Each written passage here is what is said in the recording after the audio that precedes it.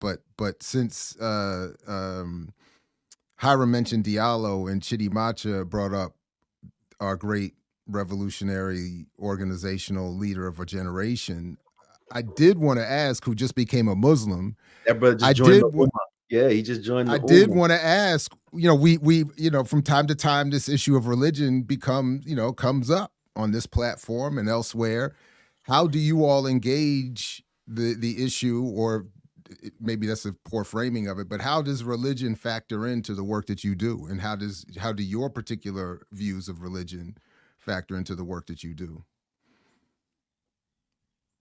or how should organizers approach? Kamad, you want to go or do you want? Yeah, I could jump in. So I mean, I'll say a couple of things on religion. One, I do believe, even I'm an atheist, so plain and simple or whatever. To me, that doesn't mean people who are religious aren't great organizers. Some of the greatest organizations that we've ever had are religious based. It doesn't mean that they can't be radical or they can't be politicized. I think that the context of what's happening around the world, the context of the Middle East and the organizations that are liberation organizations are deeply religious Muslim organizations. And there's no taking away that they are more militant, more organized, more radical than most of the things we've created here in the United States over the last 20 to 30 years. So even when we look back at the history, something that Hiram alluded to, the Montgomery bus boycott, right? Those were church folks. Those were everyday common Black folks who went to church, who created a network to, again, where they could boycott a whole bus system, not for a day, not for a week, not for a couple of weeks, for over a year, right? That's a level of organizing that we have not seen. When people be calling out, oh, let's do a boycott, I'm like, really? Because it's like part of your rhetorical device to say we want boycott. Is like, what groundwork have you even laid for those words, for that word to come out your mouth? Just because you put a poster up or you do a social media thing and you tell people to boycott, don't mean they're going to do it, because you don't have no relationship with those people to make them stop working or stop doing something on a day-to-day basis. You haven't put together any structures for them to do something instead of doing what you want them, what they've been used to doing. You don't have any way in which you rally them, which you take care of them, which you protect them. When none of those things exist, but you've already called for the boycott, you've already lost, right? Because then you're just relying on rhetoric. So the fact that churches and masjids and other spiritual beliefs can play a role in organizing, I have no doubt. Because again, when I look at the person who's influenced me the most, Malcolm, even though he said things like keep your religion in the closet if it hasn't done such and such, he was a deeply spiritual human being. And I'm sure that added to his ability to do all the work that he did, right? So I work, in terms of my own organizing, I work with brothers and sisters in the Islamic community. I work with brothers and sisters in the Christian community, because my role is not to take away their religion, right? That's not my goal. My goal is to fight the system. My goal is to fight against capitalism and white supremacy and to bring self-determination. And anything that we have will be diverse anyway. We're going to win. And then even afterwards, right? But people think of an organization is different than a larger society. The first time I went to Cuba, like 95, 96, silly me, I expected everybody to be in green fatigues, walking around, saluting, the flag or whatever like that. It's everyday people who are supporting the revolution with different politics, African-based religions, Catholics, non-religious folks who supported the revolution in their way and expressed themselves in their day-to-day lives differently because that's what mattered to them. So I'm not here to beat out people's religion, even if I don't agree with it.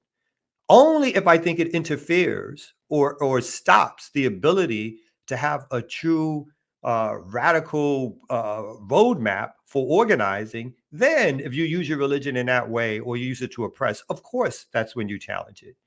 But if your religion, I had to learn that the hard way too. My first girlfriend she was saved and I was an atheist. And so I had to learn that the hard way too. You don't take away what drives people unless you think it is stopping you or them from getting the work done. Then of course there's a challenge, right? But your role is not to, in my opinion, to stop people or to deny people's spirituality or religious practices, particularly when a lot of times those folks are more organized than you are in the very community that you claim that you want to be fighting for. And instead of fighting against the system, you fighting against them, right? That's where you spend your time because you're so righteous and right. You're fighting against the people who have the religious practices that are different than you, trying to call them out. How did that go left, right?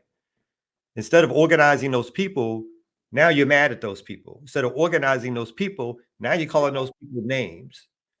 So you're not organizing that. You're distracting yourself and distracting your movement. So people have to understand when it's time to call something out because it is stopping movement from happening, it's stopping radical politics from taking place, then of course there's a time for that. But your primary role is not to change people's religious and practices, again, unless it interferes with the organizing work that is projected on the ground.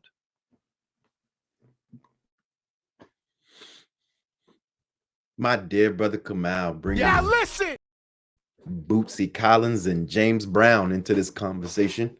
I think, religion and religious institutions, that can go either way, right? Do they play a role in organizing? They do. Again, organizing is not inherently left or right. It's not inherently progressive or whatever. Does it? I think Kamal laid it out perfectly. The only thing that I would say is these religious institutions, again, what they provide folks is a sense of hope, some sort of vision for the future. Now, maybe the afterlife, maybe whatever, but it's a place of hope. And people need to feel hope. If you want folks to get out in the streets and to do what they've never imagined they would ever do in their lives, they need that hope. It provides organization. It provides structure. It provides community. I'm a non-believer, but I can see that, recognize that, and respect that it provides community. Again, organizing is about those deep relationships. It's about that trust. It's about walking with people. It's about transformation. And these religious institutions, a lot of times, are able to provide that for a lot of people. Doesn't mean that all of them are going to be on the same pot. Some of them are still held in reactionary thought, very conservative positions that have to be struggled through. And other ones are much more open and willing to do that. And so it's not a easy one size fits all, but they definitely do have to be respected. And you definitely do have to respect folks' faith, because it does provide them something in their lives, and especially in a system that has taken everything away from them. And so you never want to rob the people of that as we're moving along. And that's the hard part, but also the beautiful part about organizing, right? Is meeting people where they're at and struggling with them, and let them teach you, and you teach, and you teach them. And that mutual respect. And there's a quote from a labor organizer, Jose La Luz, that says, organizer, the role of the organizer is to create space for everyday people to take courageous action. That is your job. You are creating the space for everyday people to take courageous action. For some folks, it may be going to a march. They've never gone to a march before and they're scared. For some people, it may be a direct action. For some people, it may be challenging their understanding of their faith.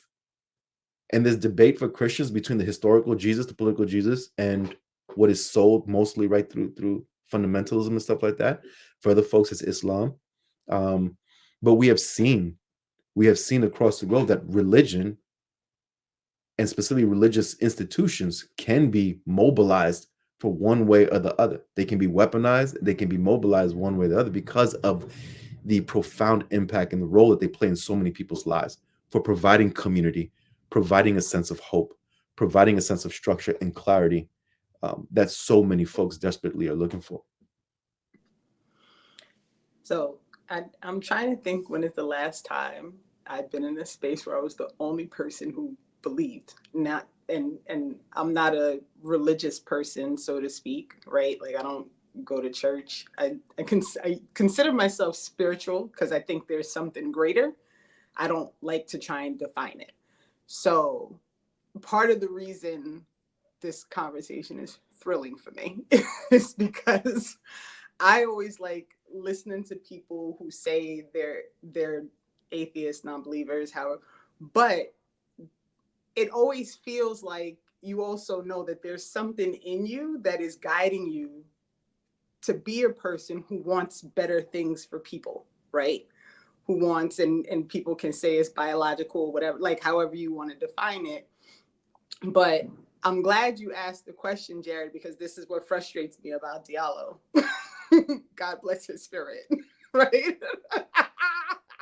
And I say that on purpose just to piss him off. So the reality is, like, there's a tact that you can take in speaking with people about things that you disagree with inherently that doesn't have to be disrespectful, right? Like, you don't have to tell somebody they're stupid and, you know, they're, what is the word he always uses? Like, not crazy, but like, you know, it's just their imagination. Like this whole idea that because Diallo hasn't seen it and hasn't experienced it, therefore it doesn't exist. And he does not understand how immensely like egocentric that is to believe that just because he's never had that experience, that means it's not a thing, right? And all the time, like when people ask him things, his answer is like, well, I've never seen that. I've never experienced that. And I'm like, okay, so that means it didn't happen? Like, you know, like there's so many things you cannot experience in the world as a singular person. That doesn't dismiss that thing for the entire world just because you haven't experienced it. So I wanted to say that out loud just because I don't often talk about like being a person who is, in my own determination of just having a word for it, spiritual versus being religious, which, you know, I've been told it's just lazy. What is it? Like spirituality is religion, lazy people religion. Is that what the definition was the other day? But I just wanted to thank you all for sharing that, and you know that was. Well, let me. I want to defend Diallo a little bit because I don't want to. Don't give me that look. What's that look? What's that look for? What's that look for?